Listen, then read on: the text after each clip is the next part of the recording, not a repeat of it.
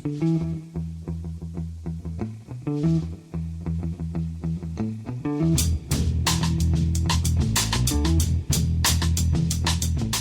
and welcome to The Price of Football, the show that looks at the money behind the beautiful game with me, Kevin Day, and Liverpool University's Kieran Maguire. How are you, Kieran?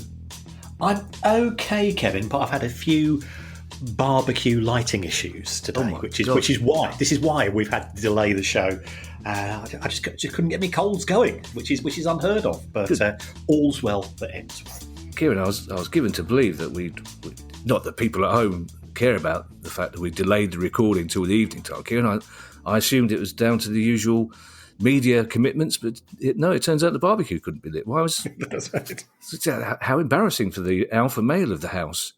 With his old-fashioned 1970s barbecue apron and his tongs. Well, talking of summer, Kieran, you may notice I'm feeling slightly chipper because yesterday was the longest day. So it's all downhill till Christmas now. So we're over the hump. Apologies to listeners in Australia when, of course, it's all uphill till summer. You have my sympathy, but I think people in Australia have got other things on their mind at the moment, celebration-wise. So also, we have to be a little bit quiet. This is really strange. This is what modern showbiz has come to. I'm downstairs recording an award-winning podcast, Kieran, and my son is upstairs recording an award-winning live stream Dungeons and Dragons game. Wow. I know. And so we've both agreed to keep our voices down. We're both, I think, at heart slightly embarrassed by what we're doing with our lives. But he's making a lot more money out of live thieving than we are out of this. But it's Newsday, Kieran. We have a lot of news stories. One of them, I think, is a full-on 100% hurrah, I'm hoping. But there's a couple of conspiracy theories that are sort of master. So the first one, Kieran, we saw what looked like suspicious goings on between Saudi Arabia and Chelsea. Saudi Arabia suddenly buying 3, 4, 5, 200 Chelsea players, depending on who you believe. And a lot of people are putting 2 and 2 together and coming up with FFP. Yeah, I think we've gone the full fake moon landings on this from some quarters, including Gary Neville, by the way. He's got quite excited about it. For those not familiar, we've seen N'Golo Kante go to Saudi Arabia, but he was on a Bosman, so there's no benefit to Chelsea for that, and he's gone to maximise his income.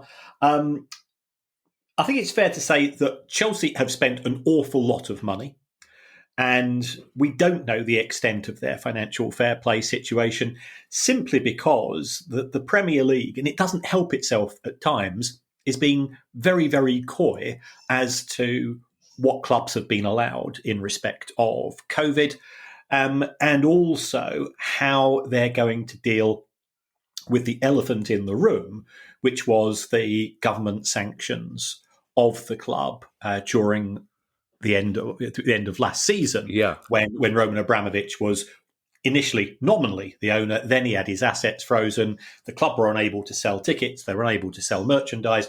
It all got quite murky. So nobody really knows the FFP situation. Yet they have gone out and signed a new striker. So who that deal was going to kick in. That's a squeaky armadillo, people, in case you're wondering. It's maybe an award-winning show, but it's not a BAFTA-winning show. If it comes to a choice between Findlay and the BAFTA, Kieran, we're keeping Findlay, let's face it. Yes. Was Findlay helping when you were having trouble lighting the old macho barbecue? He was looking very confused indeed. Not as confused as me. But it looks as if Chelsea potentially could be selling 3 or 4 players who are surplus to requirements as far as the squad is concerned. And I think there's 2 issues here. When are the deals going to take place? Because Chelsea's year end is the 30th of June. So therefore, you want to get the profits from player sales in there. And then people say, well, hold on. These players are going to be paid an absolute fortune. So therefore, presumably, the Saudi Arabian teams, many of which are owned by Saudi Arabian Public Investment Fund, they're going to be paying over the odds. And then people started to sort of do a bit of a crumb trail. They said, well, public investment fund invests in lots of places. America is one of lots of places. Chelsea are owned 60% by a company called Clearlake Capital, which is effectively a private equity company. The private equity company hasn't detailed who its shareholders are. Therefore, PIF could be a shareholder of Clearlake Capital, who own Chelsea, who need to make money, so they sell the players at inflated prices to Saudi Arabia.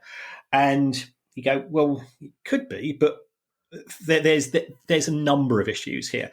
First of all, most private equity companies allow no one investor to own more than 1% because they want to spread the risk. Right. So the amount of influence that the PIF would have, I think, is fairly negligible.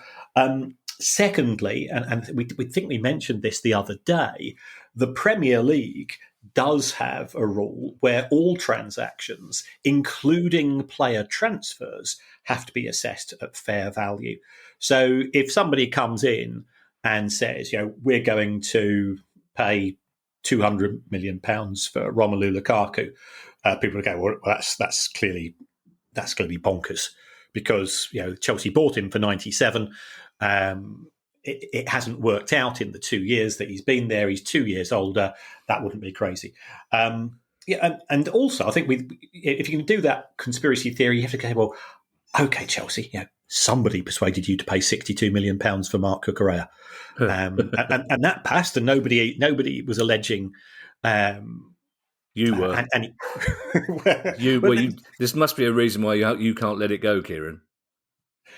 Well, no, I think there's another accusation that Todd Boehly has been seen in Saudi Arabia, but he's got business interests there. So the idea that there's this sort of Illuminati when it comes to player transfers, and that Saudi Arabia were behind it.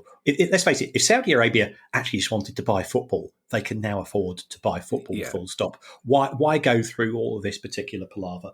So I take it personally with a very big dose of salt. Chelsea need to sell players. Saudi Arabian clubs want to buy players. They want to make a statement. You bring the two together. 5 or 6 years ago, the Chinese Super League wanted to buy players. Chelsea were looking to sell players. So Ramirez and Oscar both went to the Chinese Super League on what looked to be very, very big prices.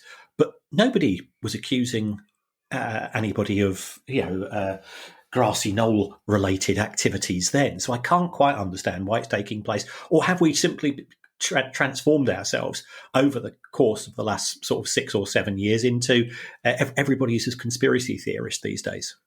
It's one of the reasons I love football fans, Kieran. Saudi Arabian clubs buy free players from Chelsea. Therefore, UEFA must get involved because it's quite obvious that Saudi Arabia have a secret stake in Chelsea. Todd Boehly couldn't have afforded it on his own. He's only a billionaire, and et cetera, et cetera. You want conspiracy theories, Kieran. Who is it that Brighton have got in the first game of the season? Luton Town. Yeah, at home? Yes. Yeah, of course, because the Premier League want Brighton in the Champions League, because everyone at the Premier League lives in Sussex. Right, okay. If you want a proper conspiracy theory, Kieran, that one will stand up. I thought that was more to do with Luton won't have the development at Kenilworth Road finished, and therefore they've asked the Premier League for an away game to start their season. Yeah, there's 18 other clubs in the Premier League, Kieran. They could have been drawn away to anyone. Just a quick tap on the side of the computer, just whisper in the ear, tell them when they want Brighton to finish. That's a conspiracy theory that holds water.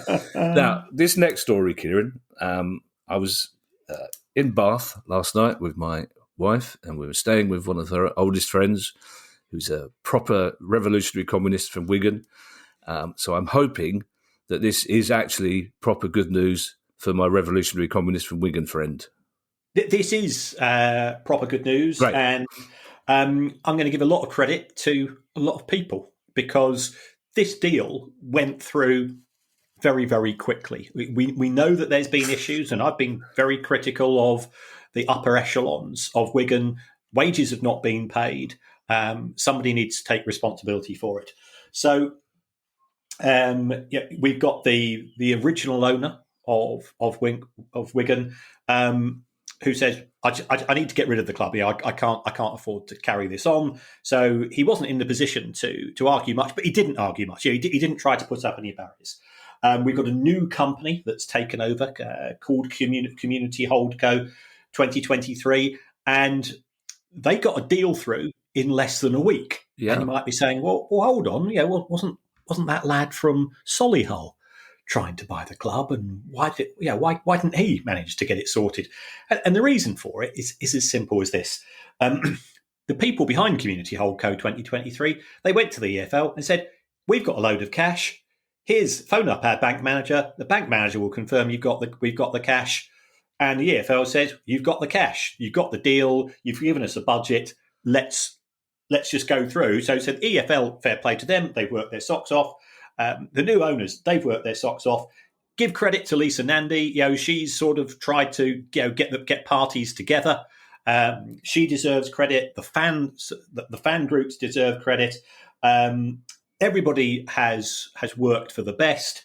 And the so-called billionaire who's made his money from soft drinks, which appear to be imaginary soft drinks, has neither bought Wigan Athletic nor has bought Morecambe Football Club, despite being linked with both clubs. This shows if you want to get a deal done, show me the money, and it gets done.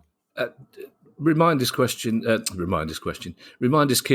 for some of our listeners, who Lisa Nandy is, first of all, and secondly, is Community Holdco an existing company or a company that's been put into operation to buy Wigan? Lisa Nandy is the local member of Parliament for Wigan. Yep. Community Holdco 2023 was set up a few days before the deal. It's owned by, I forgot, Mike Danson, I think it is, who I think he owns the Spectator, and he owns 25% of Wigan Warriors Rugby League Club. So he is local. It's great news. We've got a Wigan, we've got the people being paid. Yes, they're going to start the season on -8 points, but that's what happens if you don't pay wages. It's a risk that you run. But he's not tried to have the EFL on strings and delay things to try to deal with that. He just said, right, let's get it done, and hopefully it's a return to the days of Dave Whelan. Yeah, fingers crossed. Unfortunately, Kieran, for every good news story we have, which every problem solved leaves a vacuum, and there's always another club ready to step into it. And unfortunately, I think a lot of our listeners can guess which club that is. And the fans of that club as well are getting very, very upset and vociferous now as well, Kieran, aren't they? Yes, so we are talking about Reading, who were also deducted points last season by the EFL. That was for non-compliance with a business plan. But Reading have now been charged by the EFL for late payment of wages on 3 occasions in 22-23. Now, we don't know when the independent commission is going to take place to rule with regards to this, but we do have precedent, and sadly, the precedent is Wigan. Wigan ended up with significant points deductions. So I think that's a genuine threat as far as Reading are concerned. So they'll either be starting the season or potentially could be starting the season or with a points deduction, or they'll have one to look forward to. You're absolutely right. The fans have now reached the point where they're completely hacked off. That's fully understandable. They want news. They've effectively got an absentee owner who doesn't communicate, who has put in to the club somebody who's nothing more than a nodding dog, who will just parrot the sort of indirectly the views of the owner. Not good news for Reading. We need clarity. I've been on the local radio station. I've spoken to the local newspaper. I'm getting nothing but negative vibes at the present. But as we've seen in the case of Wigan, whilst there's life, there's hope. So don't give up, Reading fans. If somebody's there who wants to get a deal done, they can get that deal done very quickly. But I'm sure they may have read that the Manchester United deal, for example, which is, let's face it, has dragged on for a ridiculous amount of time. They're now talking, even if you have a preferred bidder announced by the Glazer family, which should have been taken place ages ago, you're still looking at another 8 to 12 weeks. Well, that doesn't have to be the case. If you've got cash, you can get a deal done. I have to say, Kieran, you've worried me slightly there when you talk about don't give up hope. Yeah, that makes it sound a little bit more pessimistic than even I thought it was. It would be interesting to hear from some of those Reading fans who are getting themselves organised as well. But there are other parallels with Reading, Kieran, because I remember talking to John Medeski, who didn't have quite the same emotional attachment to the club as say, Dave Whelan had at Wigan, but was a committed and stable owner of the club for quite some time. Then I remember talking to the new young Russian guy who took over, who had very big plans. So you walk away from the Madstad 10 years ago thinking this is a club on the up, and then here we are, and it's chaos and very bad news. Yeah, you're absolutely right. It only takes one bad person to ruin a football club. And that's why an independent regulator of football might be able to help, because anything, and I've said, I think the EFL do a really good job. Anything which assists in identifying that one bad person or sets up a system which discourages wrong uns. You can't get rid of them. It's a bit like having a burglar alarm. If somebody wants to break into your house, they will do so. If you've got a burglar alarm, they might go next door. So in the case of football, if by having this extra layer of security for the industry, they might say, well, I'll go and take over another business which is a bit lower profile. And I'm not saying that that's right, but football does have that different emotional investment, as we've always said from day one. The problem is, Kieran, and I 100% agree with you on the need for an independent regulator, but in situations like this, unless the regulator heads it off at the pass, so to speak, once it gets this bad, it's hard to see what a regulator can do to prevent it other than stand back and go and say, this is terrible. So, the idea, hopefully, if there'd been a regulator 3 years ago, the club wouldn't have got into that situation, is the plan and the hope, isn't it? That's right. If we have a system in which when you buy a club, you have to put down a deposit, which goes into a central fund, which effectively buys time. And certainly as somebody that's worked in the insolvency profession, time is a huge potential asset. It allows you to negotiate. It allows you to come to agreements. It allows you to market the business. And that can be precious. That can be the difference between going into a meeting with a group of employees who you've tried to persuade and cajole and keep their spirits up. It's the difference between being able to go in and say, I've got really good news for you, or go in with 2 or 3 colleagues who are specialists in handling redundancy and saying, I'm very, very sorry, but we've been unable to sell the business. This next story, Kieran, is one that's close to home for me. I tweeted, we mentioned on the Questions Pod that we did on Monday that we would be looking into this. And I tweeted saying that any Palace fans who are worried about this situation, we will be discussing it. And I got an enormous number of people in response saying, yes, they are worried. The relationship between the 4 main investors at Palace, Steve Parish, Harrison Blitzer and John Textor, is murky, to use one of your words, Kieran. It's very difficult to see what and how they work together. But this news from one of John Textor's other investments is one that's got Palace fans actually quite worried about his future investment in our club. Yes, this is an announcement by DNSG, the regulatory body as far as French football is concerned, in respect of John Textor's investment in Olympique Lyonnais. Yeah. And under the rules of French football, what you have to do is, before the start of the season, you have to present to the bean counters a balanced budget, i.e. you've got to show that there is sufficient money coming into the club to allow it to pay all of the expected costs. And they go, the accountants go away and the regulators go away and they say, this looks reasonable. They're not mugs. And anybody can make up numbers in a spreadsheet.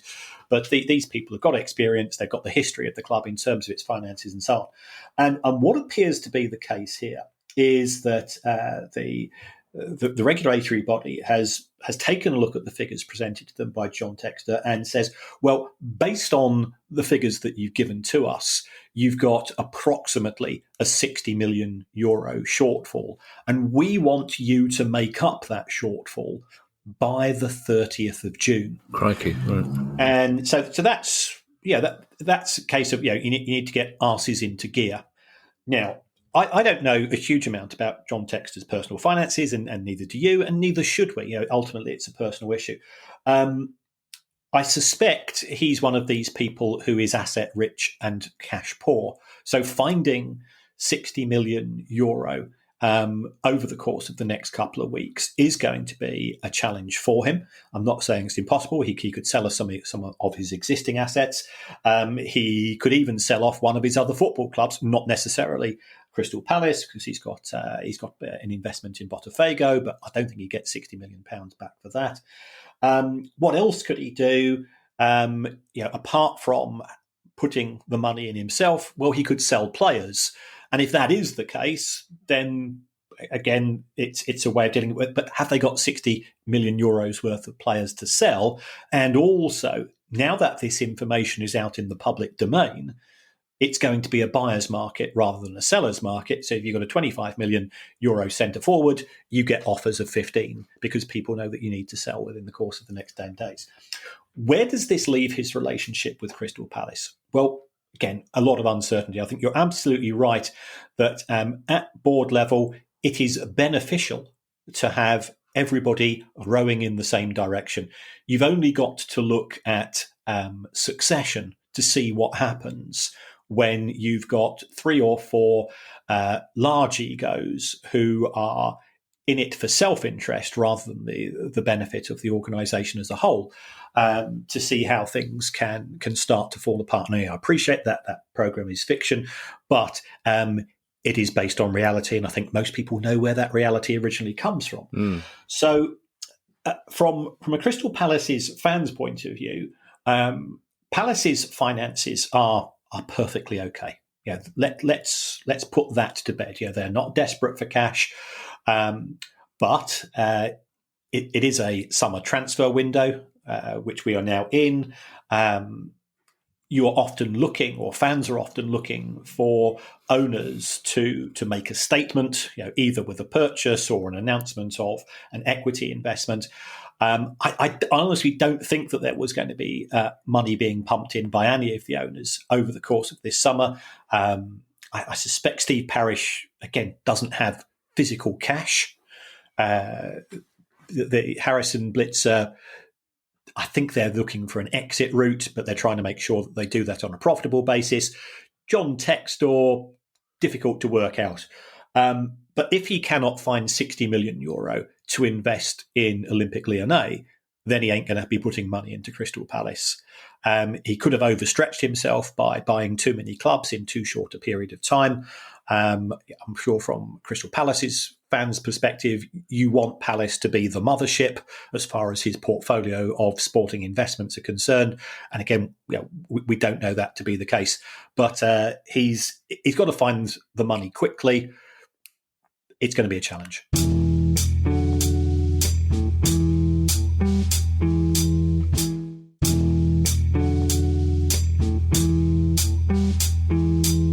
The problem is, Kieran, that Palace is not his to sell, because the other 3 owners between them own more shares than he does, as far as I understand. So we have this strange notion of a multi-club model where one of the clubs in his multi-club model isn't actually his club, which is bizarre. And you say it's not our business to know about his finances, but it kind of it is if it affects our club in a way. And the rumours were when he first invested, that he was richer than all the other owners put together, which is, and his money apparently has been made out of holograms and future technology. But it's a strange one, but again, it plays into the conspiracy theories thing, because we've yet to announce who our new manager is. We've yet to resolve the Wilf Zaha situation. So people say, well, maybe we can't get a new manager until we resolve the Wilf Zaha situation. And then people say, well, maybe we can't resolve the Wilf Zaha situation until we resolve the John Textor situation. And the nature of this pod is it's wonderful to hear you say that Palace's finances are okay, but we've learned in the 2.5, 3 years we've been doing it that there's often quite a short journey between okay and worrying. Yes. Look, Crystal Palace are a Premier League club. They've got saleable inventory. You know which players would be attractive to other clubs if they needed if they needed to sell. So there is no cause for concern with regards to the club's continuing trading or anything. Anything like that. So I think we put that particular story to bed. But of course, as fans, we always want to expand. We want to grow. There's uncertainty, and I've been on quite a few Manchester United podcasts, and saying effectively along the same lines is you can't expect the club or the chief executive to sanction spending when you don't actually know what the budget's going to be with any degree of certainty. When John Textor could sell his shares, for example, in Crystal Palace and use that money to help out the situation in France. But if that is the case, well, to whom is he going to sell the shares? What's that person's wealth? It starts to become a bit of a minestrone. Yeah. You've cheered me up a little bit there, Kieran. You know what cheered me up even more? Home game against Luton, first day of the season. But that was never going to happen, Kieran. Premier League were never going to allow that. We mentioned Gary Neville once already, but what you're talking about, this rule in French football that you have to show that your book's balanced before you start the season, that's pretty much something that Gary Neville has been arguing about for a couple of seasons. The money up front, he calls it. He thinks all club owners in English football should show they have money up front before they start a season, doesn't it? Yes, and there's a lot to be said for that. In order for that to be the case, it would require a vote by club owners. And there's an element of turkeys voting for Christmas here. Yeah, of course. Yeah. Because they will do it. I can see the vote not being successful for two reasons. A, some of the owners physically might not have that cash, or it could be a rule which is brought in over a 3 or 5 year period. And B, you and I both know, having done this show for a few years, that currently there's 20, 25 clubs potentially up for sale. And but what I mean by potentially up for sale is it's not got a for sale sign on it, but if anybody approaches, you'd listen. It's the same with property. I'm not necessarily looking to move house, but if somebody walks up the drive and say, I'm going to offer you a pretty damn good deal, think about it, I'll think about it. Whereas if it's my dream home, I'd say, get stuffed. Or if somebody offers me £1 million for Finley, again, get stuffed. Yeah. It's 5. Oh, he has got a price in. Every man. And Man for All Seasons revealed that, surely. Yeah, that's true. Fair point. Look it up, everybody. Don't start me on Henry VIII, Kieran. You know what happens. You're going to have trouble selling your home, Kieran. It's got bee stains all over the outside and the burnt out barbecue in the garden. This next story, Kieran, about agents and the FA and FIFA is one that you predicted would happen. Yes. And again, I've got to be... I can now be a bit more transparent. A few weeks ago, one of the organisations which represents football agents effectively took FIFA to an arbitration hearing in Lausanne in Switzerland, with a view to say that the proposed changes to rules being brought in by FIFA with regards to capping agents' fees was unlawful, unfair, and should be resisted. And for the sake of complete transparency, I was an expert witness at that particular hearing on behalf of the agents. I wasn't paid by them. I did it on a on a pro bono basis. And I'm not anti-FIFA or pro-FIFA or pro-agent. I was just there to give hard data. Kieran, you can say you're not anti-FIFA. You are quite anti-FIFA. I'm anti. You're anti the people who didn't pay you for that FIFA gig, Kieran. That's why you were happy to do this for the lawyers for nothing, because you wanted to bring that particular person down. Let's be honest about these things, Kieran. You said I bear a grudge, Kevin. So what we now have, and I think this is on a much lower level, but we've got this isn't coming from sort of the agents' trade union as such. This is a case which has been launched by 4 of the bigger agency organisations, the likes of Wasserman and Stella, and they are saying, this is anti-competitive. There's a 10% limit on transfer fees. There's a 6% limit in terms of player wages as to what an agent can claim. And they say, look, surely this should be between agent and client. Some agents do an awful lot of work for their client, and I do know football agents, and just like estate agents and just like accountants and just like people that in the entertainment industry, there's good people and there's bad people, and there's people that charge a lot of money and do an awful lot of work for that money, and then there's people that take the mickey. So what the FA are trying to do is to bring in these set of rules. I think that those fee caps are due to kick in on the 1st of October. So what the agents are doing is say, look, we want to go to mediation first of all. And as our good friend Nick Namarco has always said, mediation's far better than litigation. It's quicker and it's cheaper. But we'll await this one with interest. And I genuinely don't think that agents are the big bad wolves of football as they are made out to be. Lots of people will point to the Mino Raiola deal, which brought Paul Pogba to Manchester United from Juventus, and I think he ended up making up around about 42 million. It was an amazing deal for him, but that is very much the exception, and there's easily ways around that without going for the somewhat sledgehammer and nut combination that we have in opposing limits. There's not limits if you have a work of art that you take to auction. You negotiate with the auctioneer the fees. Why should that be the case for a specific industry?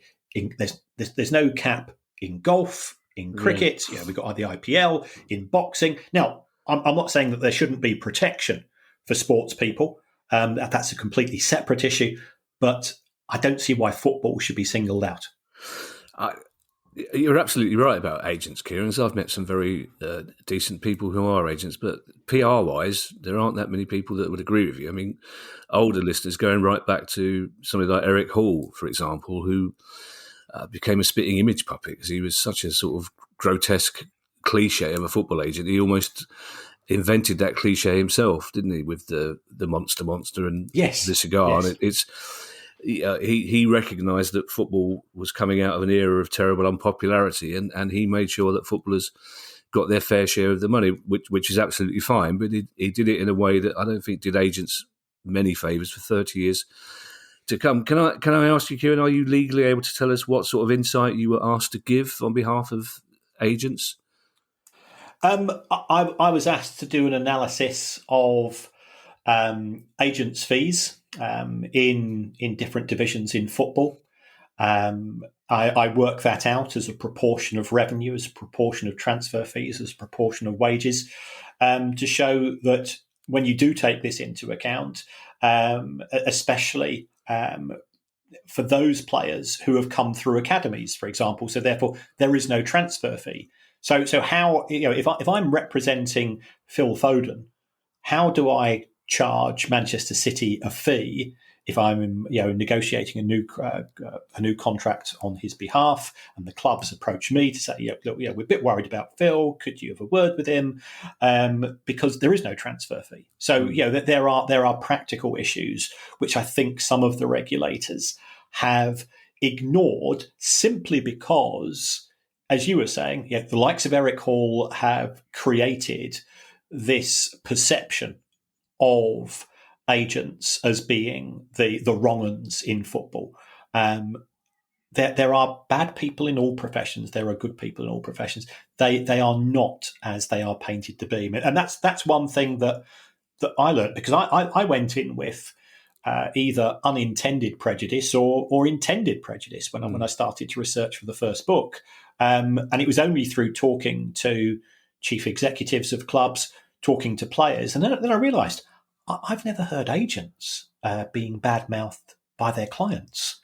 And you would think, there's lots of angry people in the media about football agents, but I'm not hearing it from the players. And football players, you've worked with them in your field of expertise, and I've got to know a few as well. No grumbles. Yeah, I'm quite touched, Kieran. I didn't realise I had a field of expertise, but I've got a garden. This took place, or is taking place, in Lausanne, Kieran, his first hearing, I imagine, in perfect English, despite the nationalities of all the people involved. Do we know when an outcome is expected? Well, for the FIFA case, it's all now gone very quiet. Right. There were a lot of very learned people there, and some bloke in a Joy Division T-shirt. Kieran, not even a Price of Football T-shirt. Well, I should have brought it, actually. We've got a lost opportunity there. We got a Price of Football shirt, Kieran. You could have worn that, but I'd like to think a couple of those Swiss judges would have gone, check out the cool English guy in the Unknown Pleasures T-shirt.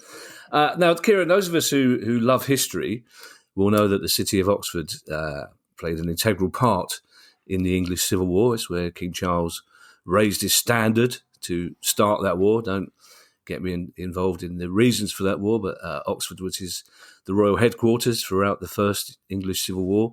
And the football club, Kieran, there's another civil war going on in Oxford, isn't there? Yes, there is. For people not familiar with the history of where Oxford United have played matches, they used to play at the Manor Ground. Terrible ground. Loved it. Absolutely.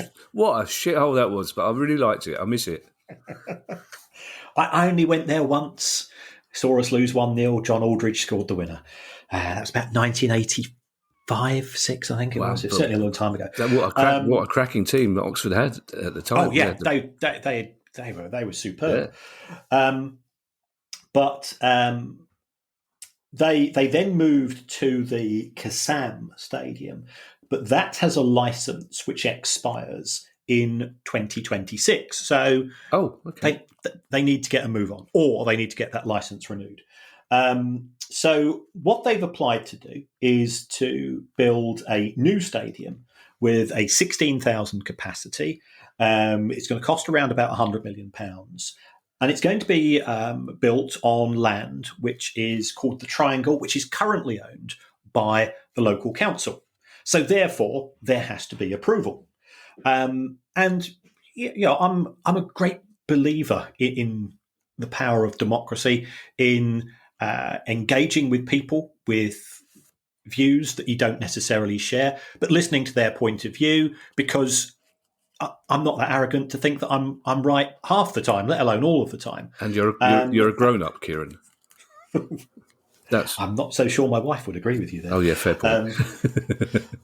But what appears to have been the case is that the council have said that comments by local councillors can only be made by the leader or the head of finance, in effect, and individual local councillors should not be expressing views either for or against this new project. And they should even go as far as avoid liking things on social media. Oh, wow. And it just seems to me that that's not the best way to go about things, because some people might have some very valid points which they could bring into the public domain. There are both positives and negatives about having a new football ground. As somebody that was at the very, very periphery of the battle to get a new football ground for Brighton and Hove Albion. I delivered a very large Valentine's card to John Prescott in Hull on the 14th of February. I think that was 2005, with a group of fans, and petitions and other bits and pieces, signing and raising profile. And one thing which always makes me felt slightly uncomfortable is that the people who oppose the football ground, they should not be shouted down. Their voices should be heard, because there is some validity, and also there is the opportunity to make compromises and improvements.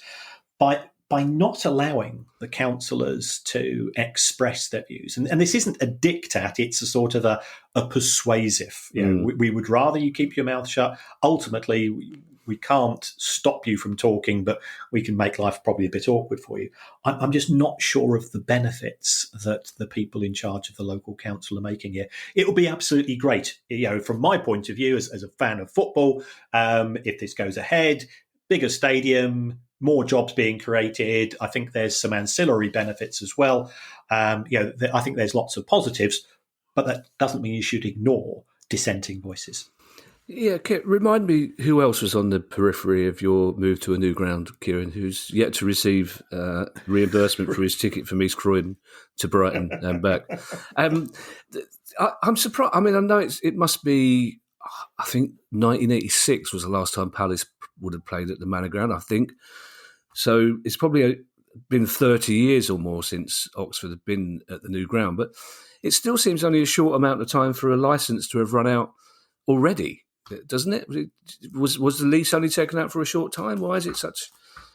I've not investigated that. I must put my hands up there. It could be that I think there's issues with the ground itself. I think it's only got 3 sides or something like that. Still, yeah.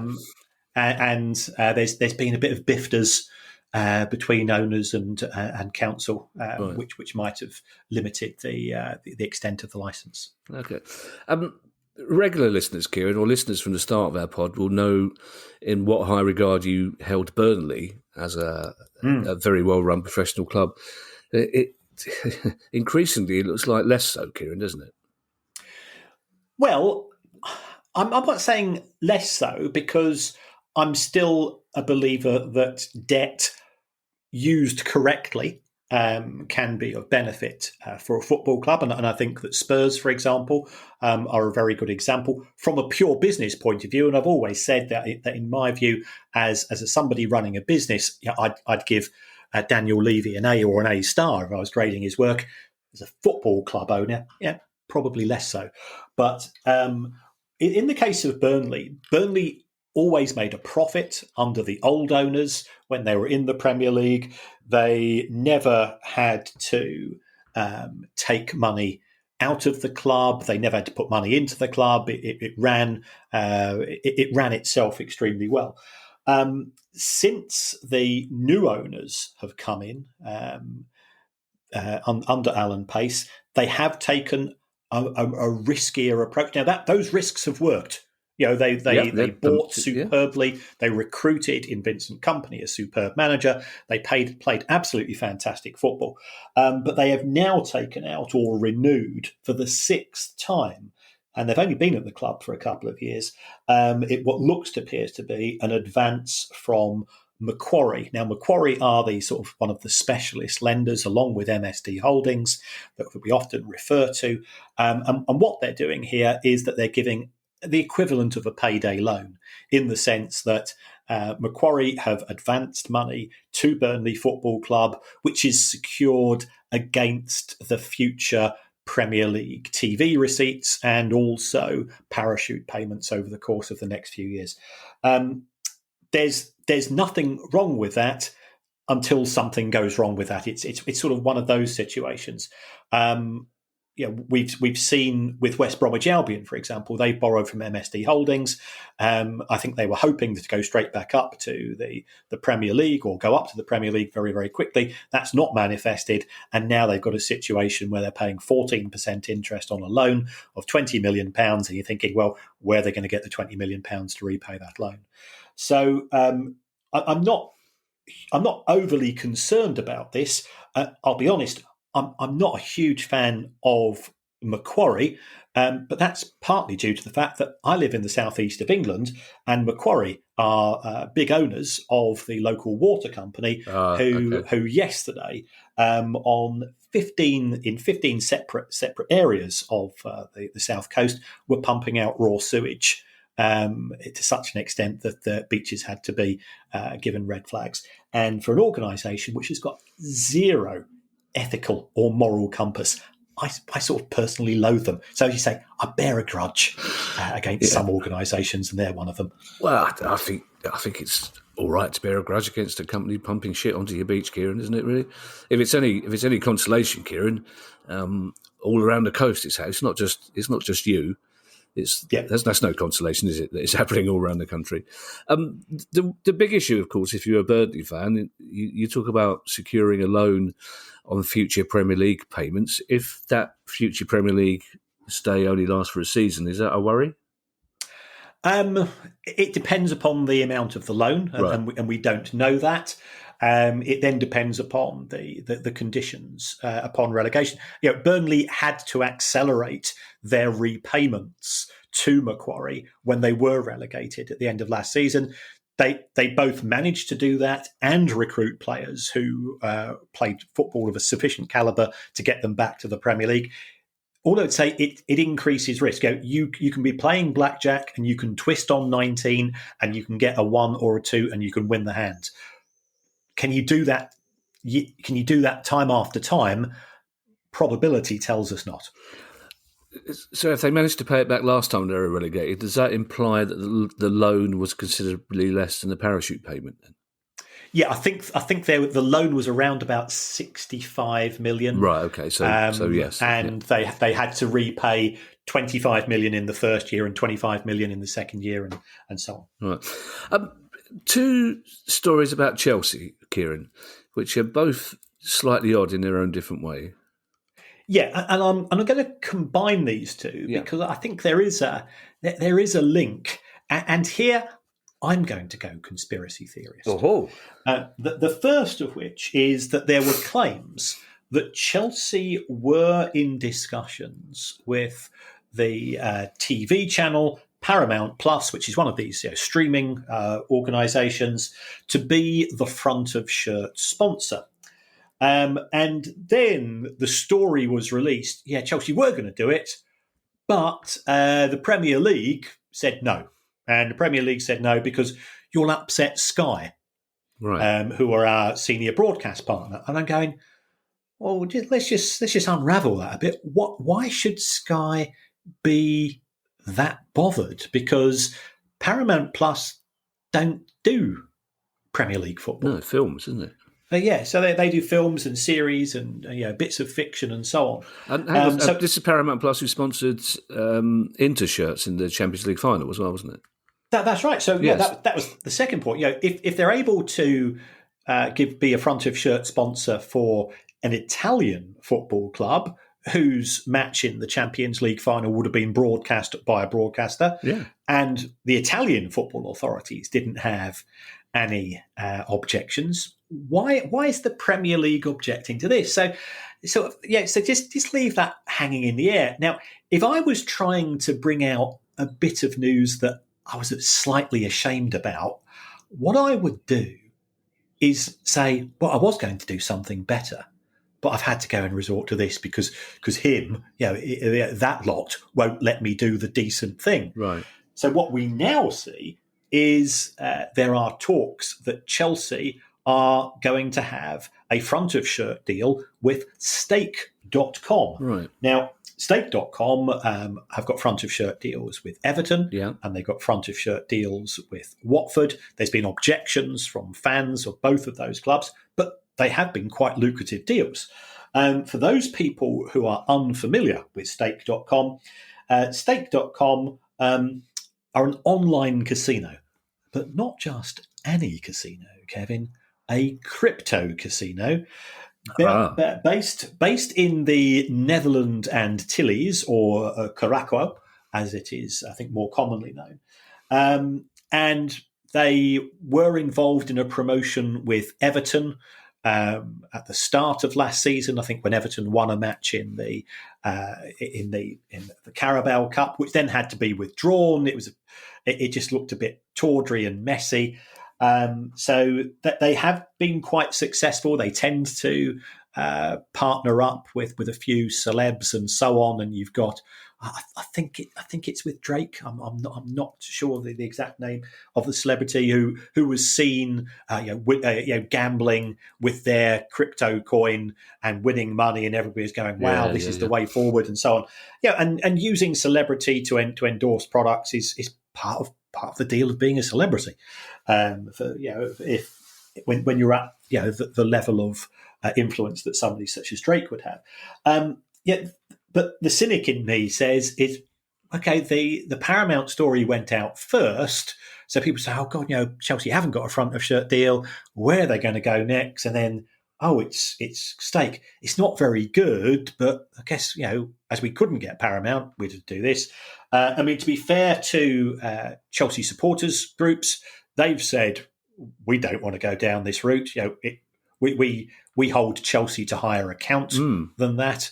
And we wait to see whether this will develop into a deal which is signed off. And I'm sure the club will say, "Well, they offered us more money than anybody else. We're not in the Champions League. We're not on the Europa League. We're not on the Europa Conference. If it's 40 million quid, it's a fantastic deal." But it absolutely stinks, really, in the sense that the Premier League has made such a fuss of, in a couple of years, we're getting rid of gambling sponsors. Yeah. And here we've got one of our existing members who's going from a telephone company to a gambling sponsor because those new rules don't kick in until 26, 27. And the Premier League easily, if it had really wanted to say, we will allow existing deals with sponsors who are from the gambling industry to expire. We're not going to encourage breach of contract, but we're not going to have any new deals from next season.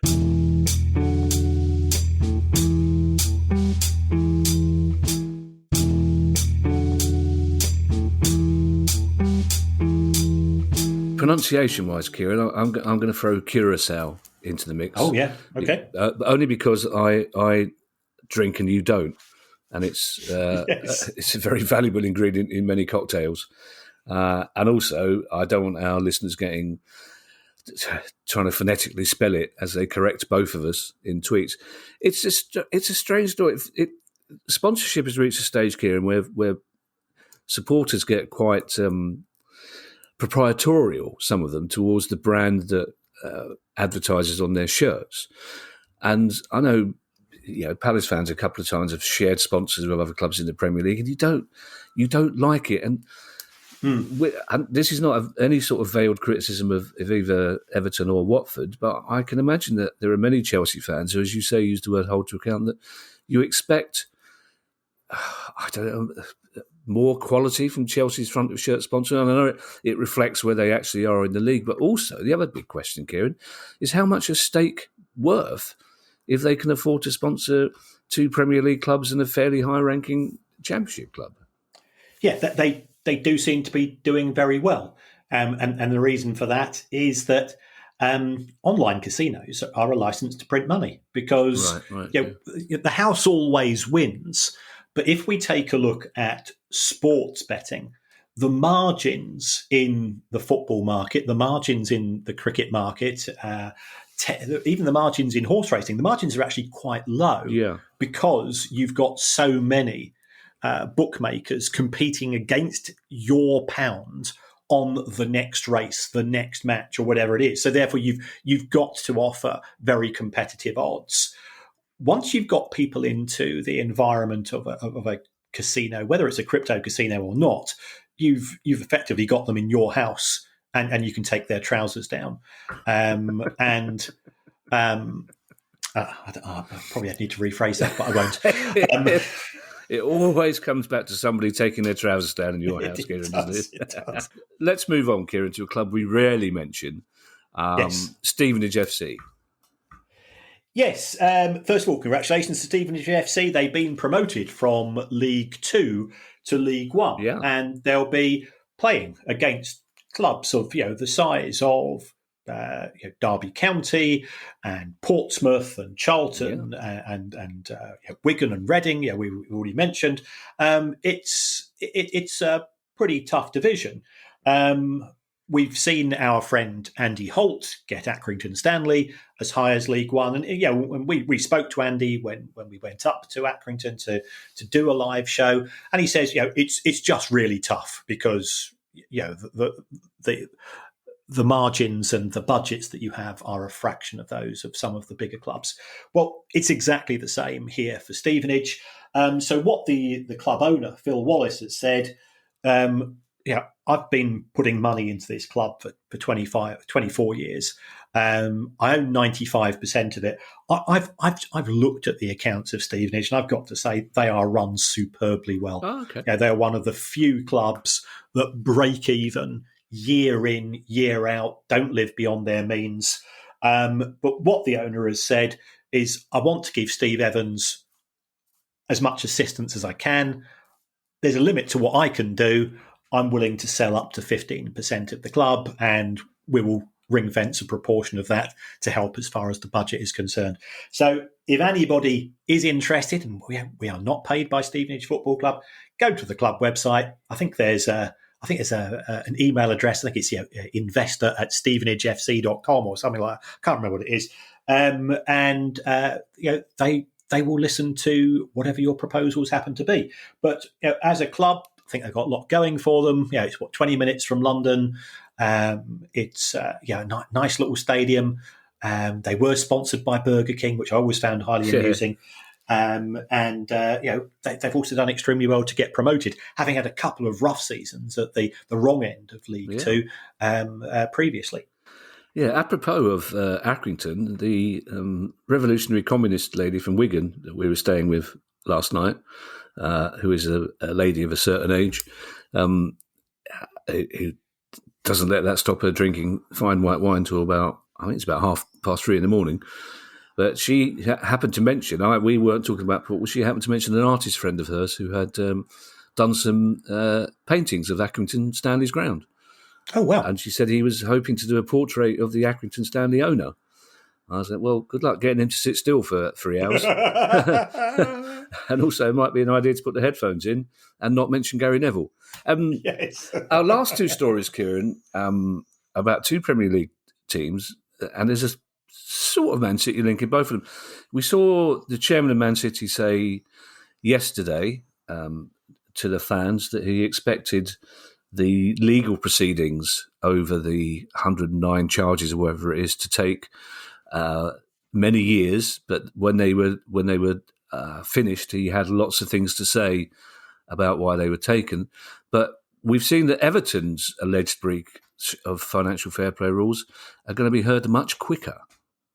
Yes, a date has been set as far as the Independent Commission is concerned, and it's been penciled in. And these things are always penciled in because it could be that the people on the Commission can't make it on the actual day, for Wednesday, the 25th of October. Right. So clearly, I think we all realised that nothing was going to happen before the start of the 23-24 season. I think those Leicester fans who were clinging on to the hope that the situation could be reversed and they would escape relegation were probably even in their own hearts, knowing that it wasn't going to be realistic.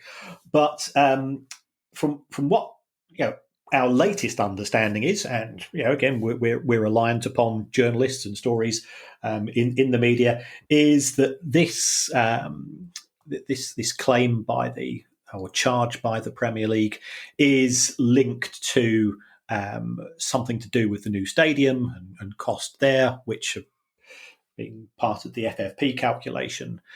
So we await. So that's quite a narrow focus. And that means that if there's effectively one charge, there's one defence, you allow both parties to get things together.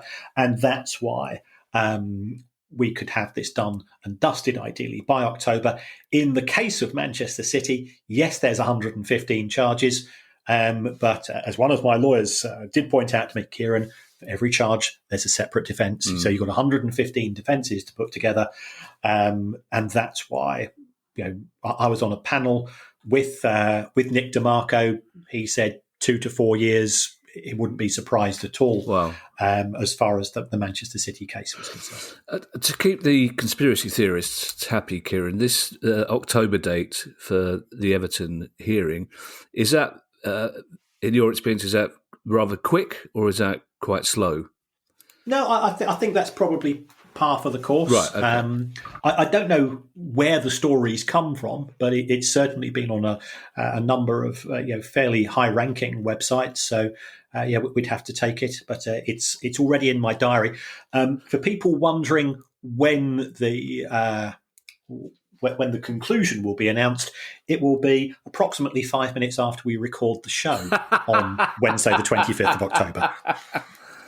Yeah, talking of conspiracy theories, I'm starting to get paranoid. There's a lot of stories breaking. Literally, how on earth there's a snitch amongst us, Kieran. It's not you or me, so that leaves no wonder. Finley. No wonder. No, it's not. How do you think that could be Finley's code? The squeaky toy is a code for when we're going to finish. It's Morse. They finished. I was thinking more like, where does the producer guy get the money for gold sofas? But anyway, on the Man City story, some Man City fans are really not happy with the Community Shield, are they, Kieran? Yes, and I think you can understand why. The Football Association initially announced that the Community Shield was going to take place, A, on a Sunday, and B, kick off at 5:30 p.m. So that means the match finishes at 7:30 p.m.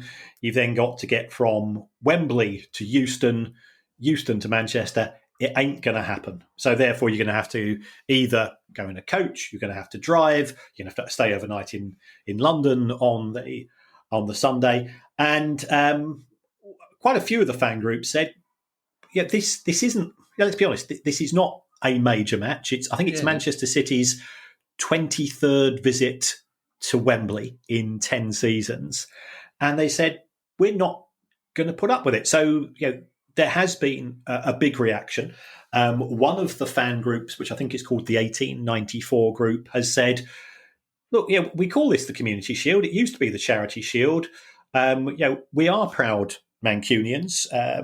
But, as somebody that, I lived in Manchester for 40 years, there are areas of social deprivation and poverty. They've said, instead of going to the game, guys, let's give money to a food bank instead. And they started to create and I think that was good. And a lot of people, again, use social media to say, why is the FA chosen 5:30? Because it's live on ITV. I know what ITV's Sunday afternoon schedules are like. It's not as if they're having to say, well, there's a really good extended episode of Corrie or something, or whatever or a rerun of Moonraker for the 23rd time. So there's no reason why it couldn't have been shown earlier, apart from, I don't know, one can only assume zero consideration for fans. Now, to give the Football Association some credit, this dissent, this flack, which has come from fans and has been picked up by Manchester Evening News, Radio Manchester, and so on in the Northwest, the Football Association said, okay, we have reconsidered. We brought it forward to 4:00. Okay, but why not 3? Because that would allow you to A, to get down to London, and B, to get back. 4:00, the match finishes at 6. You're not going to get to Euston, until 7:30. It's in terms of being able to catch the next train and get away from the ground and so on. It just seems that the FA have done something broadly right, and give them credit for doing so. have to ask why. You have to question who made that original decision, what was the logic behind that, but that's a separate issue. But surely 3:00 would make far more sense. So I think Manchester City, the likes of the 1894 group have said, yes, we welcome this, but you just appear to be sort of nudging towards a better decision. Football kicks off at 3:00. We still have that legacy, that romantic notion of 3:00. Wouldn't that be a fantastic way to start the football season itself? Even if it's not on a Saturday, at least something which is sacrosanct, something which you and I grew up with. I went to my first match; it was 3:00 on a Saturday. I imagine the same was for you. The same was true for many, many fans. Don't make things awkward. Well, also, why not make it at Villa Park? I mean, it's 50,000 is probably the natural crowd that would be attracted to a Community Shield game. I don't know. Travelling on a Sunday, I mean, it's bad enough for City and United fans getting to the FA Cup final with no trains. And also, the thing about the expense as well, and I've had this conversation with a lot of fans, Chelsea fans, Arsenal fans, United fans, just because the club is rich, just because Man City as a club is rich, that doesn't mean the fans are. There's a spurious logic there, I think, from the FA and the Premier League that Man City fans most of them have bankrupted themselves getting to Istanbul. They haven't got spare money left to go down to Wembley. And you're on a Sunday. We know what the trains are like on a Sunday. You're at the lap of the gods anyway. So, just that one game, which is the Community Shield, which is the game that opens the season and raises money for charity. Surely you can have one game per season, Kieran. Just one game where it's the fans that are most important. Because for the rest of the season, they're not. At the rest of the season, we're all at the mercy of the fixture computer, except you, of course, because it's fixed in your favour. We know that. I doubt if you've got any away games this season, have you, Kieran?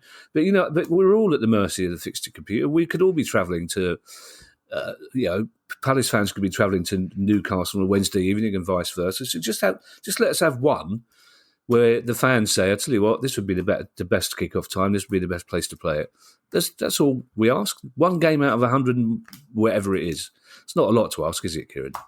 Absolutely. Yeah. Absolutely. Here. Thanks to everyone who's donated to the pod via our Patreon page. If you'd like to make a small monthly contribution as well, that would be very kind of you. And you can do so by going to patreon.com/priceoffootball. And if you have a question you'd like answered on the show, email us at questions@priceoffootball.com. We shall be back on Monday with our usual question show. In the meantime, I shall hand you over to Mr. Kieran Maguire for his customary farewell. Well, thank you, Kevin, and thank you to everybody who supported the show. People at Patreon who kindly donate money to help us help us going. That's incredibly generous of you, especially in what are very tough times. There's another way that you can support the show, and that's to go on your app and to give us a review. It helps in terms of algorithms. It helps in terms of charts. It helps us in terms of credibility when we're trying to persuade guests to come on the show. And as you've seen, our guests are probably as diverse as any podcast. To get the head of Latvian football and the person who makes pies. That's part of this show, part of our ethos. It doesn't matter what you write on the review. You could even say you would rather have the show presented by Kevin Rowland of Dexy's Midnight Runners. And the reason why I mentioned Kevin Rowland was because I went back to where I was born. Oh, wow. Last Saturday, because I went back to the Elephant and Castle. Wow. And down the end of our road was where Dexy's Midnight Runners filmed the video for "Come On Eileen," their number one song. So that's my until I met you, that was my celebrity link up. Wow. And Kevin Rowland and Yogi Bear, because I was a huge Yogi Bear when I was living in the Elephant and Castle as a kid. Yeah, well, all I can say is if Kevin Rowland went anywhere near, if Yogi Bear went anywhere near Kevin Rowland's picnic, there would be trouble. He's not a man. Laughter didn't. I met Kevin Rowland once. It wasn't a two-way conversation. Shall we put it that way? Bye, everybody. Bye. The price of football.